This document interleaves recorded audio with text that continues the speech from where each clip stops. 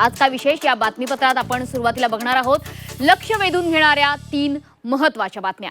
आजची पहिली मोठी बातमी आहे वांद्रे दगडफेक प्रकरणात आणखी एका संशयिताला अटक करण्यात आली आहे। हा तोच व्यक्ती आहे ज्याने हिंसाचारादरम्यान कथितरित्या पोलीस अधिकाऱ्यांवर पेवर ब्लॉकने हल्ला केला होता।